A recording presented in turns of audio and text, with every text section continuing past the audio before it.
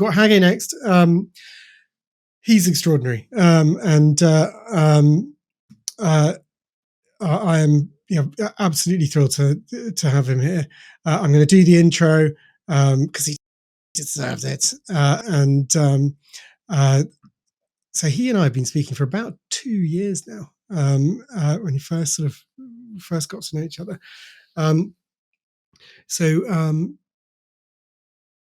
Iluria Health is it's venture capital backed. It's a startup in Israel. It is making waves globally. I know some of the international stuff, and we'll learn more.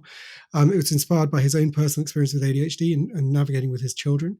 And at the moment, they are validating software around continuous passive monitoring around a smart wearable. And actually, one of the things that I thought was really interesting about Margaret's part was where she showed the sleep diary. It was pretty old school.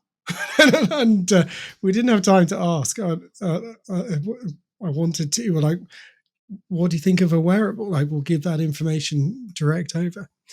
Right. Okay, without further ado, I'm bringing him in. Hello. Welcome. Pleasure to be here. Well, it's wonderful to have you here. And it was great to see you in London a little while back and talked over video many, many times. Thank you for being part of the conference. And when 2023 schedules started coming up, I was so enthusiastic to get you involved, because you are also doing primary research through the use of wearables. It's properly globally revolutionary, and it's right at the cutting edge of technology. It's very, very interesting. And I was always, the very first time we met and you showed me some of your data, I was wanting to get that to a wider audience. Do you want to do a quick, you've got slides. Yes, I do. And, yeah. And similar to Margaret, we've got you've got me delivering them for you, which is yeah. But do you want to do a quick introduction first? Talk about you, and I'll get the slides up. Okay. Super. So Hagay Levy, as you mentioned, from Israel. Most of my background is actually not from the healthcare side. I'm a finance guy. I worked for many years in the capital markets, many years in the high-tech industry in like multiple positions.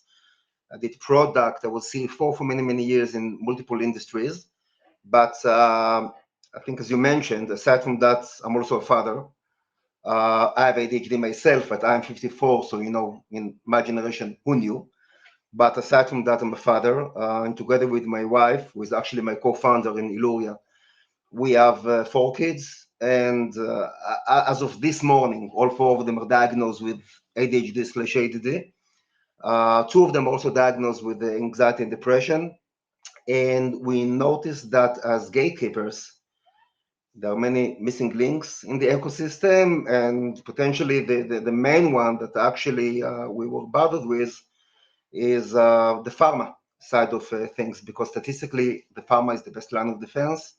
Together with that, we had 0 data with regard to the efficacy, safety. Same goes for the physicians, because they're basically relying on our continuous data flow, subjective one. So this is me, and actually that was the motivation to, even before establishing Iluria, to initially start searching for a solution that will allow us to get objective data while analyzing the titrations, calibration processes.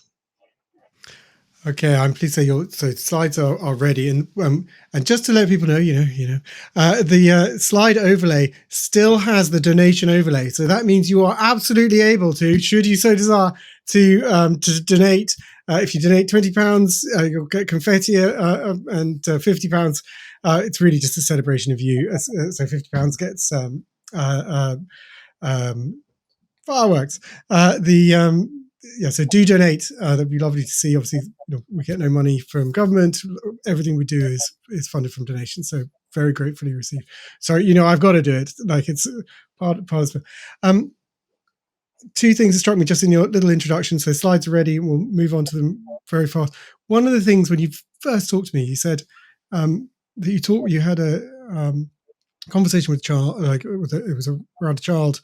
They were diagnosed with ADHD receive medication, and this is hopefully I get the story right because I repeat it a lot.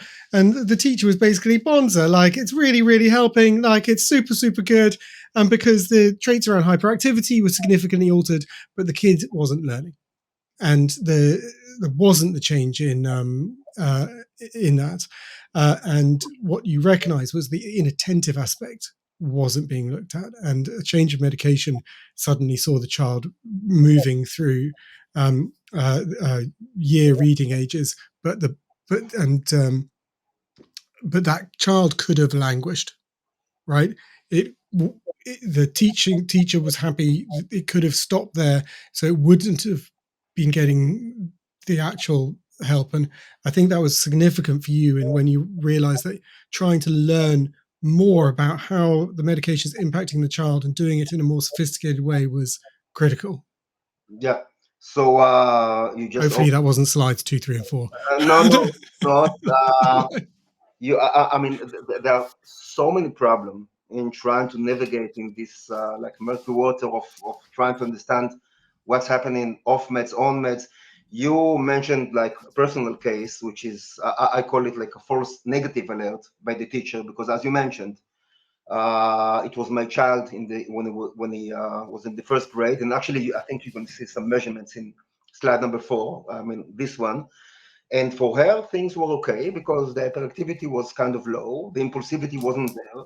It wasn't bothering anyone, but he could not read up to like the middle of the first grade. She said, again, I cannot blame her. She's a teacher with like a huge class. She said, the medication is working. The kid is not hyperactive, but he cannot read. So let's move into special education. Let's bring assistive teaching. And the only problem was that the impact of that specific medication on him wasn't that high. Practically, when we calibrated, the kid started reading in a day. And actually, currently, his whole life story is different because he's now 13 and he studies at the university biotechnology. And again, the only thing we just putting him on track in the sense of finding the right medications.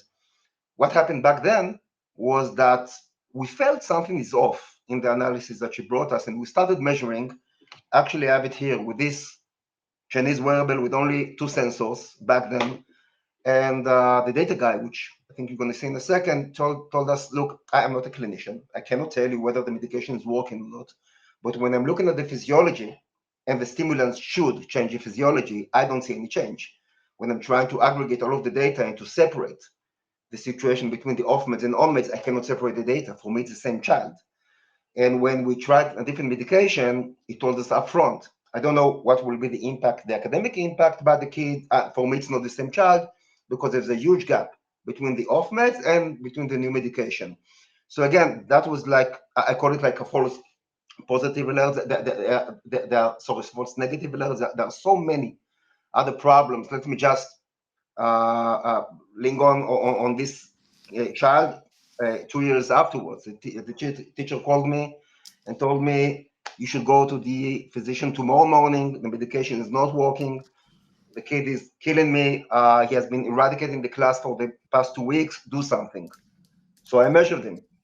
And we saw that the separations were very strong. So I told her, let's look for an alternative solution. Let's move him to another place in the class. She moved him to another place in the class. This is it, problem solved. Someone was annoying him. She didn't knew that. And instead of going to the physician, starting like estimation, trial and error process, we measured, we saw what's going on with the medication, and we actually searched for the right solution, which actually was a behavioral one rather than a pharma-related treatment. So, yeah, again, there are so many cases. The engagement problem, but again, let me stop here and maybe, yeah. So, if you can move to the next slide. So, as you mentioned, as I mentioned, we are in Iluria. We're super focused on practically the pharma side of things. We are kicking off the activity with actually pediatric ADHD. Even though we are started to work on other indications, anxiety, depression. But again, as of this morning, all of the activity is focused on ADHD. Next slide, please. Yes. So as I think I mentioned, we don't aim to interfere at all with the initial diagnosis. We don't want to be there. Same goes for the therapeutic side. We are definitely not we are not curing ADHD. I don't know if anyone can cure ADHD, but we are. If you can click, we are trying to.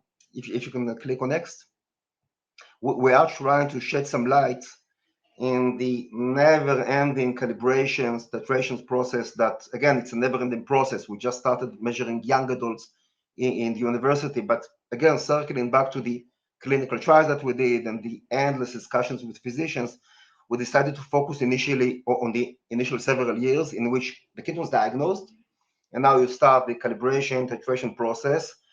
And again, everything is manual, subjective. The level of care can be enhanced, many labor associated costs. But if I may choose, as a father, actually, uh, if I may cherry pick one problem, I would actually cherry pick the engagement, because the engagement in ADHD is super low. Again, from the physician's point of view, it's the difficulty to shorten the time to the effective treatment. From my point of view as a father, it's the inability to balance the equation of let's minimize side effects, and you might have side effects because it's stimulant. And together with that, while minimizing the side effects, still measuring a proxy, at least for the efficacy, safety as well. So we decided to focus on that. Next slide, please. And obviously the goal is to illuminate the ecosystem. And next slide, please. The basic notion is the connected patient notion, meaning utilize the new tiny hospitals that we currently have on our hands with many sensors. The connected patient notion has been actually up and running in other indications for quite some time, with diabetes, third age indications. You can find connected patient in many other elements. We are adopting it for mental health and initially for ADHD.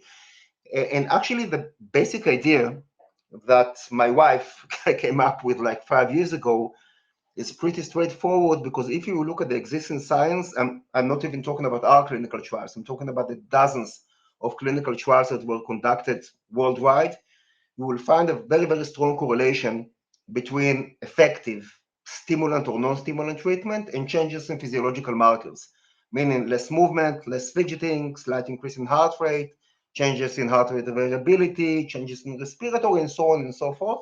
We simply took it one step higher in the sense of let's gather ensemble of markers from any smart wearable device. We are not dealing with the hardware, meaning any Fitbit, Apple Watch, Samsung wearable can do the job.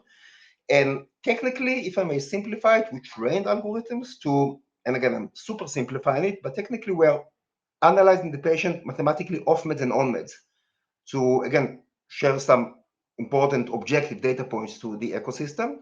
If you can move to the next slide, please. Actually, now we have the initial version of the solution. We are not in the market yet. We don't want to be in the market too fast. We are actually starting to work with organizations. We are not doing any direct to consumer. We decided to avoid that. So currently, the version that you actually see here with my little son's data is being used in pilots globally. Technically, we're using Samsung Galaxy wearables, but again, the notion is to be agnostic. Here we have movement, angular movement, heart rate, HRV, and some other sensors. And if I may simplify it, the current solution, which is being piloted, has two main layers. If you see in the middle, the smartphone, a lot of data points that honestly parents asked us to provide them. I mean, aside from the clinical trials, we did a lot of sort of A/B testing with parents, again, as gatekeepers. And they asked us to see the daily movement in the class as a proxy for the behavioral discussion in the evening, and medication reminders, which is, again, a huge problem, as I think some of us are aware. But aside from that, if you can look at the right-hand side, we have an aggregated report. It will be delivered on a monthly basis, providing a periodic ping. The things are okay or not okay, meaning we can actually separate the data or not. And this report has three main layers. Again, raw data, but now on an aggregated level. For example, I talked about the cardio. So again, it's not at the clinic measurement with an ECG device, but as long as we have the data, let's expose it. Because I have seen some cases in which the heart rate went crazy, and I told the mothers and the fathers, please go and check that, because I do see a huge increase in the heart rate. And then 2 layers of calculated data. You mentioned my son's case in the first grade, so this is what you see actually in the middle. I think it's too small, but you can see on the left-hand side the nomads, in the middle, tending to the left, the concerta, which, as you can see, the separation was kind of lame. And on the right-hand side, you see the Ritalin LA20, which is actually the medication has been using since. So again, it's not only to avoid false negative alerts or false positive alerts. Let me just circle to another problem, maybe the most common problem. Again, engagement. The medication is doing nothing for me. I mean, let's reduce the dosage to eliminate side effects. And now I don't have any side effects, but I will tell you that the medication is doing nothing for me, and game over. I'm out. So just again exposing the data and showing that maybe the separation is not as strong, but still there is an impact is actually crucial in the sense of trying to convince, in most cases, the adolescents that there is something going on under the medication. And last but not least, once the medical treatment is set, we are producing the chart that you see on the bottom, which is the average intraday pattern or impact, pattern of the impact of the medication on your physiology, again, as a proxy for efficacy. Some physicians like to refer to it as a proxy pharmacokinetic curves. Again, it's not as if we're taking blood measurements and actually measuring the level of drug in your blood cycle, but we are using the non-invasive markers to portray the average change in your physiology, again, while you are sitting, doing the cognitive assignment, to not only analyze whether the medication is effective when it is at peak, but also measuring the duration, proxy Tmax, proxy Cmax, and some other elements. Next slide, please. Yeah, actually, before the next slide, obviously we are moving along with the development, and as it seems, the next layer of development will actually, I think we'll do a drill down into the sensors themselves. It's pretty hard to see whether the kid is moving more or less. Again, it's very subjective. Same goes for the cardio. It's not easy to actually identify whether it's up or not. But when we started doing a drill down into the raw data itself, we did find some very interesting, as you can see on the left-hand side, movement patterns. Again, it's very hard to actually detect whether the kid is moving more or less, but usually on medication, the movement is a bit more smooth, as you can see at the right-hand side. And on the right-hand side, you see some sort of a cardio analysis. Again, I'm just a father. I'm not a physician. I'm definitely not a cardiologist. But we did allocated some pretty, I would say, generic patterns between off-meds and on-meds, in which, for example, the HRV is a bit more stable under the medication. It's not lower, it's more stable. So again, a lot of data points that we will provide to the physicians in the future. This is for the next version. Next slide, please. So again, multiple stakeholders. All of us are in the same boat in the sense of suffering from from the mess, from the trial and error, from the guesstimation. Obviously, I have the users, the parents, and the patients in the middle, because actually that was motivation, as I told you, for establishing the company. Obviously, for us, the better caregiving is the number one mission and motivation. Obviously, looking at the payers, providers, or HMOs. Obviously, it's better caregiving, but together with that, the cost reduction element is crucial, because statistically, at least in the US, I think 20% of the ongoing visits to the clinics are false positive alerts by teachers or parents. And I think that the engagement problem is important for actually all of us, including the non-medical version of the special education, which we are starting to pilot in. Obviously, for the pharma players, again, for obvious business reasons, but again, even as a parent, I'm not an advocate of pharma, but as a parent, I think that avoiding the treatment, it's not solving the problem. It's sticking your head in the sand. So yeah, next slide, please. We've done 3 clinical trials up to now. I can elaborate on them afterwards if there will be any question. I mean, just guide me through that, Henry. But roughly speaking, In Israel, we did the initial clinical trial with the largest provider in the country. It's actually a huge HMO. And if I may simplify it, with them, we show that we can mimic the initial baby step that a physician is taking while analyzing the patient. Again, after the diagnosis, meaning we have above 6 symptoms of meds, which is bad and needs to be changed. And then using the initial medication, it's below 6 symptoms, so maybe it's not optimal, but it's sufficient. So we actually train the initial version of the solution to mimic that. And in the US, we're working with Cincinnati Children's Hospital, who are a pretty advanced provider looking even at the technological side. And they told us at the get-go, we're working there with Professor Epstein, who is pretty well-known KOL in ADHD, and he told us, for me, meaning for him, there is one holy grail, and the holy grail are these proxy personal intraday patterns, proxy personal PK curves, and other is guidance. We actually developed that ability. Next slide, please.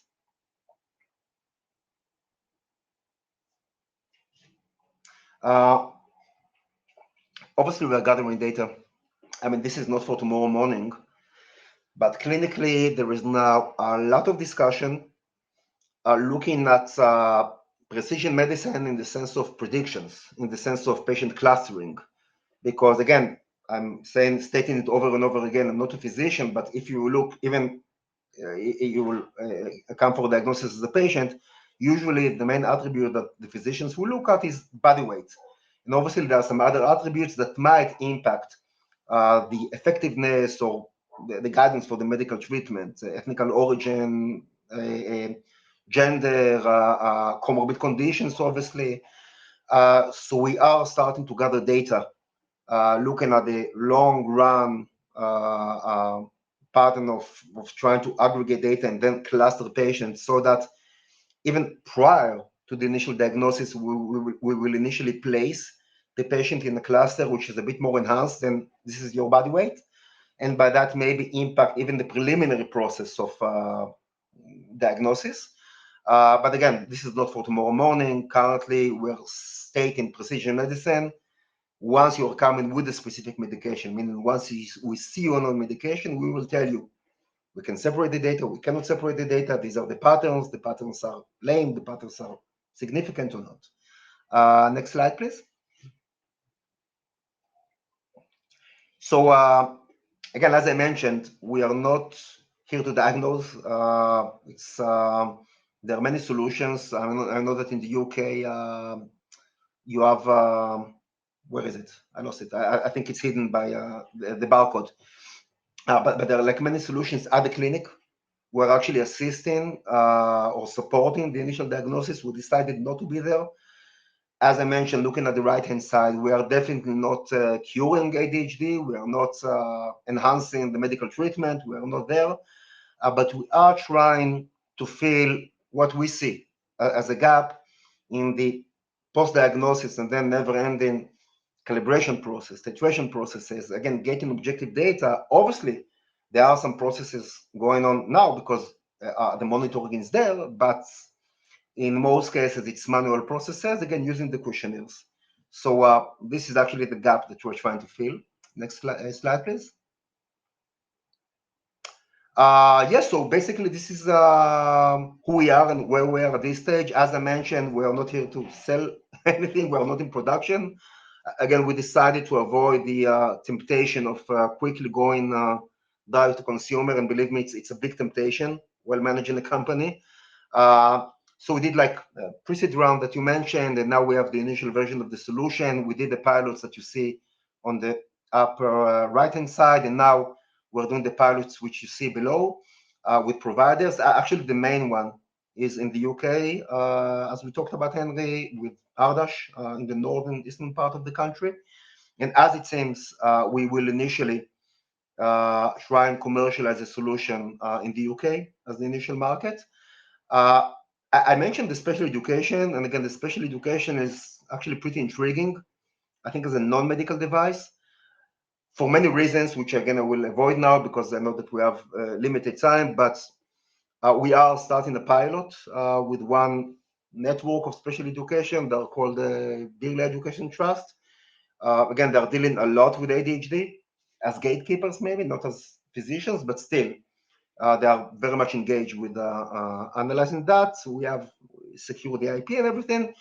And I think I mentioned at the beginning, at this stage, as you saw, we are super focused on actually pediatric ADHD, even though we are not saying no to adolescents, but we are starting to measure young adults, actually college and university students. I'm not certain that we actually purify the problem over there. I mean, again, as I told you regarding the younger population, if I would have to cherry pick one problem, at least for me, I would choose the engagement. We were approached actually 4 times by universities telling us there is a problem with the students, in some cases, over sedating themselves with, with stimulants. And please assist us in measuring that because it's not healthy and there might be like a dropout from the university and so on. So the 4th time that we were reached out to, it was from the Israeli Tel Aviv University. So we said, okay, the hell with it. It's close, so let's do measurement. But again, this is looking at the future. We are not there even in cementing the value proposition, to be honest. Next slide, please. Yeah, this is us. Obviously, there are some developers. I mentioned my wife that actually guided me actually 5 years ago in, okay, this is the problem we should solve. So you see here, we're pretty strong on the data side, but aside from that, obviously we're getting a lot of assistance from clinicians. Next slide, please. Yes, so aside from that, I have some description of the clinical trials. I mean, Henny just guide me through that because I cannot see the questions, so I can share some data on them, or maybe I'll relate to some questions. I mean, I'm bringing the mic to you now again. You are muted. There was a lot of accusations previously that sandwiches were being eaten in the background, and it was not. They were not. Well, that's actually technically a lie because I did eat a sandwich later, but that was not the reason for the noise.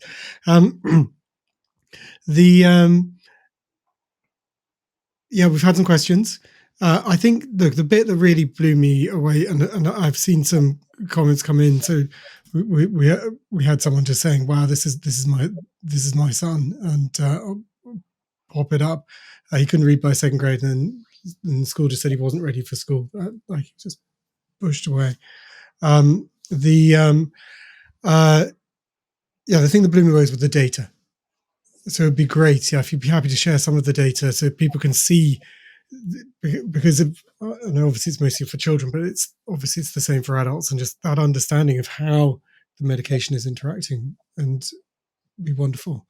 Yeah. I have to say, I can't see. I don't know which slide is next. I just press next. Share it again, and I will like walk you through them again. I will do it very, very briefly, not to bore the audience, but I will just give you not only the description, but actually the basic notion behind the technology and obviously the clinical trials, because again, the claim to fame and the mission that we had wasn't that simple, because the goal was to see whether we can train algorithms to analyze non-invasive markers. And again, these are just a sample. The goal is to use any ensemble of markers because again, we are using different wearables. So again, the goal was to see whether we can take non-invasive markers and then train algorithms to, at the end of the day, mimic the gold standard, mimic the DSM-5 compliant analysis of the medication is working or not working.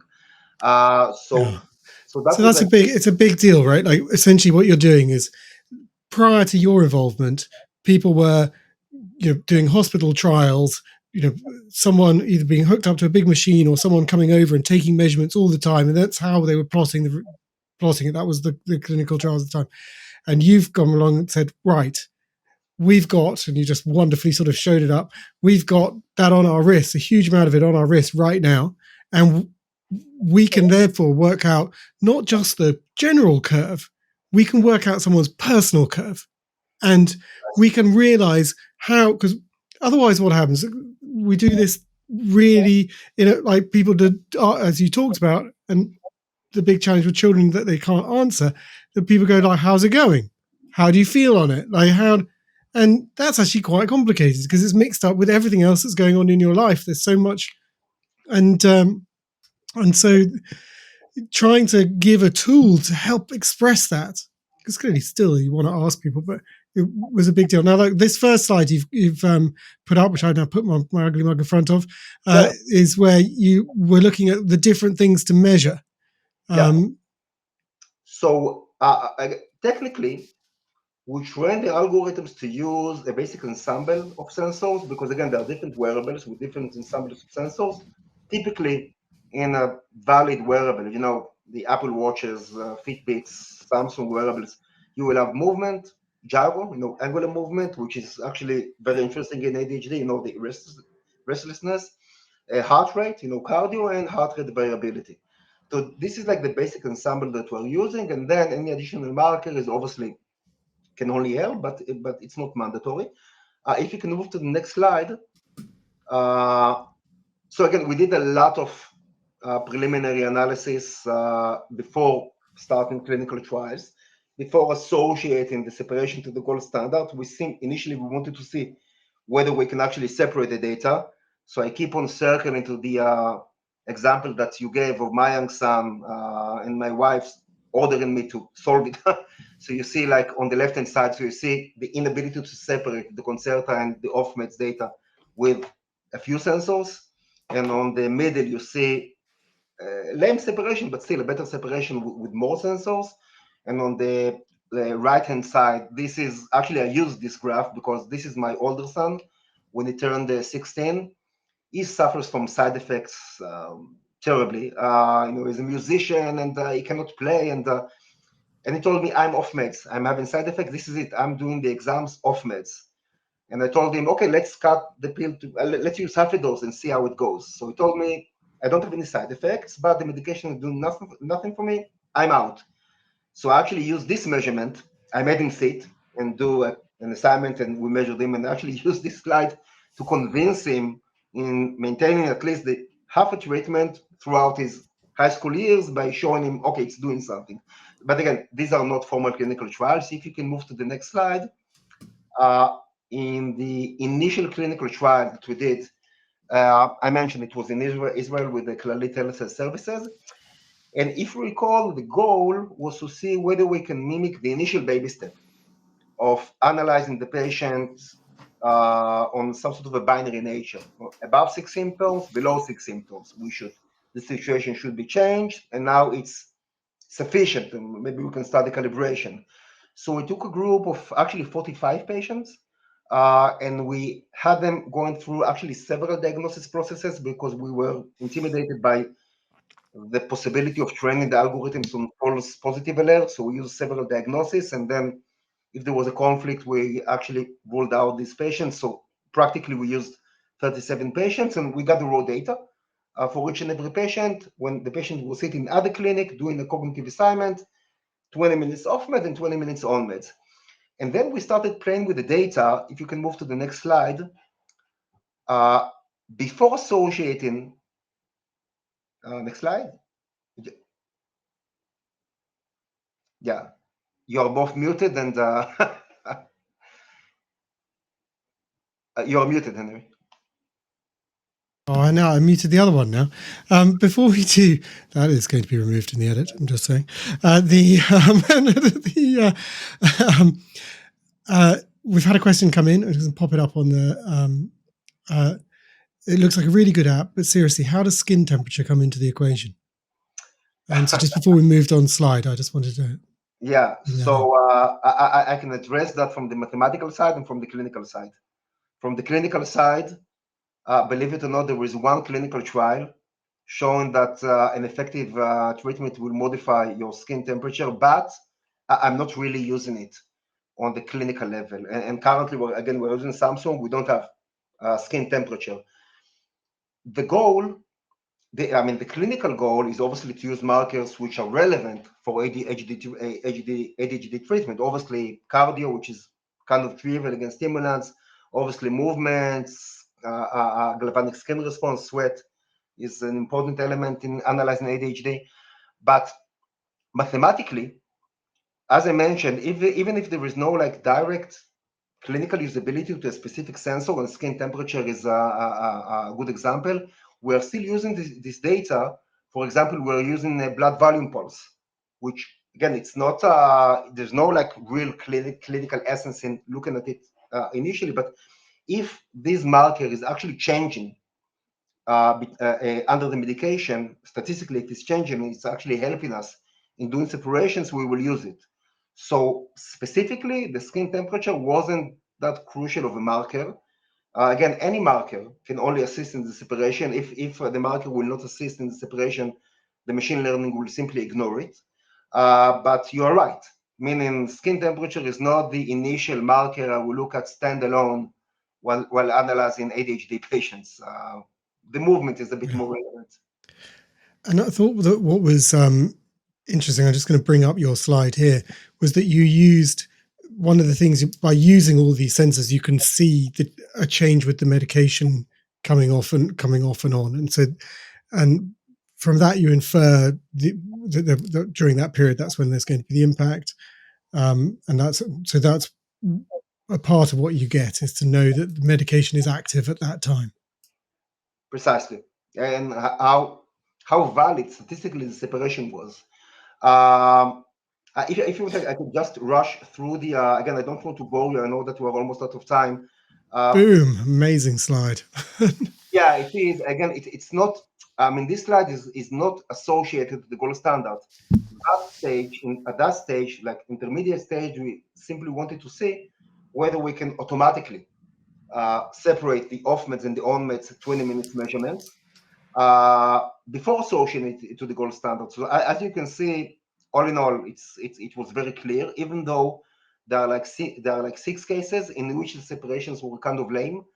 I guess there might be a possibility that these are non-responders because again, it's off meds versus on meds. If you can move to the next slide. And maybe another the technical slide. If you can move to the next one. Yeah, this is actually the slide that sums up what we did in Israel, because here you see on the X scale the 20 minutes off meds and the 20 minutes on meds, and on the Y scale you see all of the kids, all of the patients, the 37 patients. And technically we try to use again the machine learning to predict for each and every 30-second time slot by training it to mimic what the physician said, by looking at the DSM-5 compliant data that we got from the physician, whether the machine sees patient off meds or on meds. And even though it was only the preliminary data set, and again, it was like 2 years ago, I mean, back then it was very easy to see that even though it's a tough assignment, again, try to mimic the blurry nature of ADHD, the sensors are exploding with the DSM-5 compliant data. I will state it as a decision support. Again, I think I mentioned that we don't aim to automate. Yeah. What do you mean when you say DSM-5 compliant data? So basically, the quantification done by a clinician when the clinician is actually analyzing the patient, 1 to 9 scale, have above 6 symptoms, meaning positive for ADHD, or maybe the kid is under medication, but the medication not effective, or below 6 symptoms. So technically, this is what we tried, or this is actually the data input that we used to train the algorithms on. But again, on the binary level, it's not this is 8 and this is 5, meaning bad versus good. Okay. We had a question coming in, which was that in my observations, the only on and off medication, the only difference has been increased heart rate and sweating. No change in movement. And now you specifically have measured movement using the device, right? Yeah, I mean, we're using again an ensemble of sensors, including movement. Actually, and I think that was the question. Actually, it's even though the movement is an important tool or marker or attribute, even while you are using the questionnaire, there are some movement-related questions. looking at it again statistically and taking the movement as a standalone marker, it's not easy. It's pretty difficult. I mean, if you look at the movement from the watch, I mean, accelerometer as an average figure. And I put your slide up with movement in it. Yeah, so you see like a slight decrease, but again, it's not valid. But again, the machine learning is not looking only at the simple analysis whether the figure is higher or lower. It's a bit more complicated than that. I showed you like in the slide in the middle, whether the data is consistent or not, meaning whether at the end of the day the movement is like unified or streamlined or broken or not. So again, it's machine learning. So it's not as if we're looking at the heart rate and looking, okay, it went up, medication is working. We're looking at the movement, it went down, the medication is not working. By state machine learning, obviously it's not 4 sensors or 5, it's 500. It's standard deviations and relations, correlations. So what about for people who are trying to understand? So look, you've measured that the medication is having an impact on the body. We talked about that the story, which I think you've I'd been coy on, but it was your son about where medication had impacted hyperactivity and behavior, but not learning. How do you measure those aspects then? So you've got a measurement saying, right, this is when medication is coming off, and what does that then let you do? yeah, so at this level, at this stage, we're simplifying it. For example, let me address your question from a different angle. For example, the side effect. If the medication gives, or if the medical treatment has side effect, for us, it's a constraint. It's not something that we actually incorporate into the models, meaning we don't calculate, we don't predict whether under, at least at this stage, whether under the medication the child will have sleeping problems, even though we are measuring the duration. So I don't think it's a good example, but no, stomach problems or some other issues. For us, we are doing something which is pretty straightforward. We're telling you whether we see a good separation or not, and this is the intraday pattern of the separation. If there is a constraint in which for Iluria, the medication is effective because we see a strong separation, but under this medication, the kid has stomach ache, so it's a constraint. So it's basically some sort of an off-balance sheet solution. So we are, at this stage, we're not incorporating other elements such as side effects, such as behavioral issues, even though, again, there is a strong correlation between effective stimulant treatment and behavioral issues. We're trying to keep it simple, whether the impact of the medication is significant or not, and together with that, looking at the raw data, whether the impact was too strong on the cardio, for example, or not.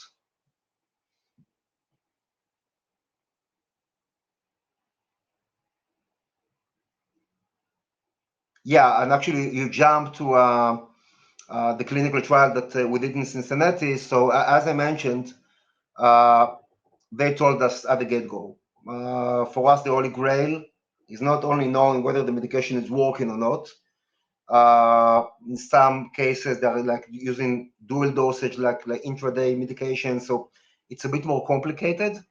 And as I mentioned, they guided us through the goal of actually doing the analysis on an average day. Again, it's not like a one-day measurement, because again, we have to clean data. We have to rule out cases in which the patient was playing basketball at the playground. And so, but again, we're using a lot of data to portray the average intraday pattern. Again, it's not as if we are measuring the drug level in your blood cycle, but we are measuring how statistically significant was the overall change in your physiology. And here again, I mean, it wasn't an easy assignment, but as you can see, I mean, now it's working pretty smoothly. I mean, in some cases it's not working, but maybe the medication is not effective. But typically, we do see. I mean, we always see patterns. The main question is what is the height of the pattern, meaning whether it's statistically significant, or maybe the change is not significant enough, and then maybe the physician should try and examine it and maybe titrate to calibrate.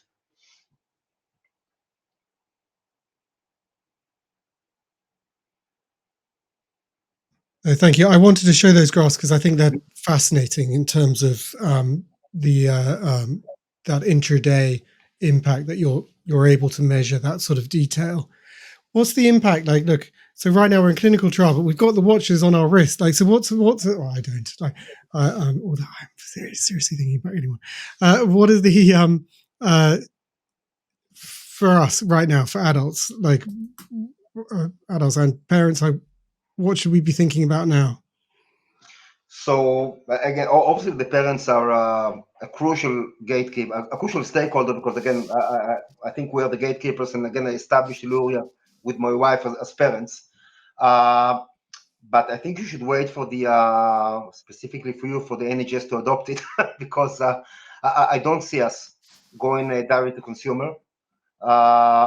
We are examining the special education ecosystem as a non-medical device, but as we see, the main So roadmap. that's interesting, just so people can know about that. So what's happening, like, is in special education, you're looking to help the children with ADHD manage, like, have impactful medication throughout the school day, and schools wanting to impact, like, to as a part of their package and supporting children, are seeing your tool and going, this could really help. We would know that this child is metabolizing this really, really quickly, and this child is not, and that will help us really help them.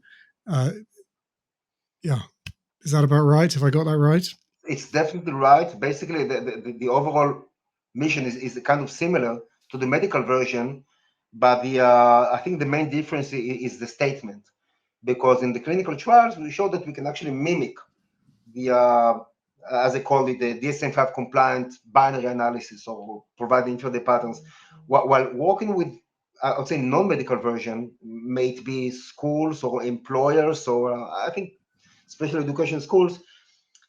I mean, by nature, we're giving something which is decision support. I mean, even if we're stating we don't see an effective treatment, but with school, it will be a bit of a lower level in the sense that we don't see any physiological change under the medication. Now you should go to a physician. The physician should decide what to do or not. And again, it might not only be the case. I mentioned my young son case in which we actually avoided going to the physician because we saw still a strong separation.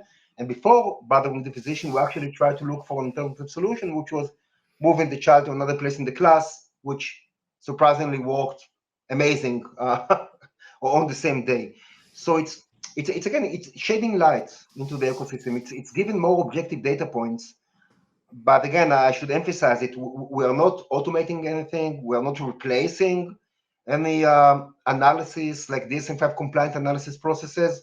We're just here to shed light and to provide objective data to this super subjective manual trial and error process. Fantastic. We're out of time. It's yeah, that's been so interesting, and I thank you for sharing all the data, sharing that information. It'll be for many, like, and as it was for me, like the first time they've seen that sort of thing, and just absolutely, absolutely fascinating.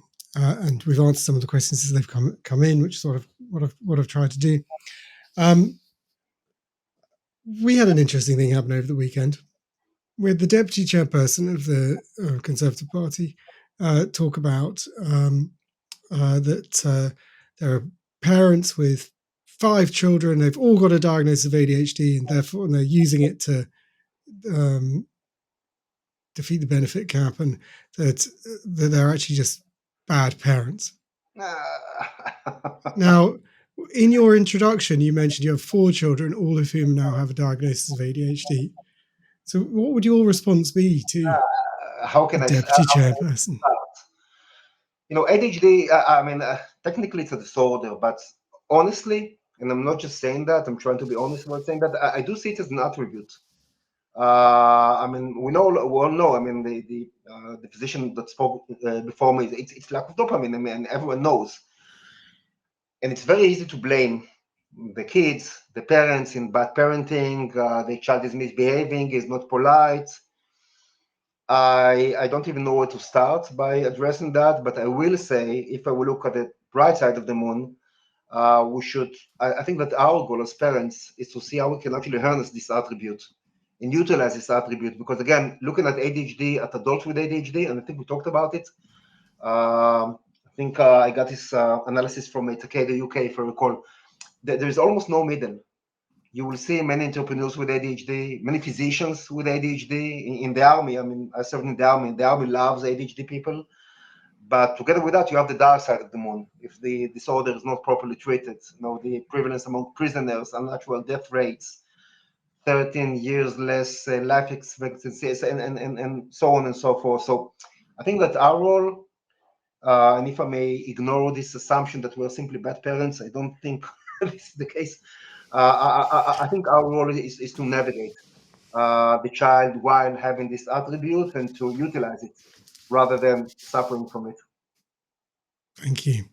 You've been amazing. We have to say goodbye now and go to the next. I found it fascinating, like genuinely, and I think what you're doing is incredibly interesting, and I look forward to further updates. And and as you said, you're doing a part of a very big trial within the NHS. So this is something that's becoming towards people, hopefully. And at which point, I have no doubt we will get a load of press talking about how ADHDers are just like getting free smartwatches, and it's just all some kind of like gambit to acquire a watch. Wonderful. Thank you so much. Thank you for your time. I really hugely appreciate it. Thank you, and have a great rest of your day. Thank you so much. Good luck with everything from now. It was a pleasure. Goodbye.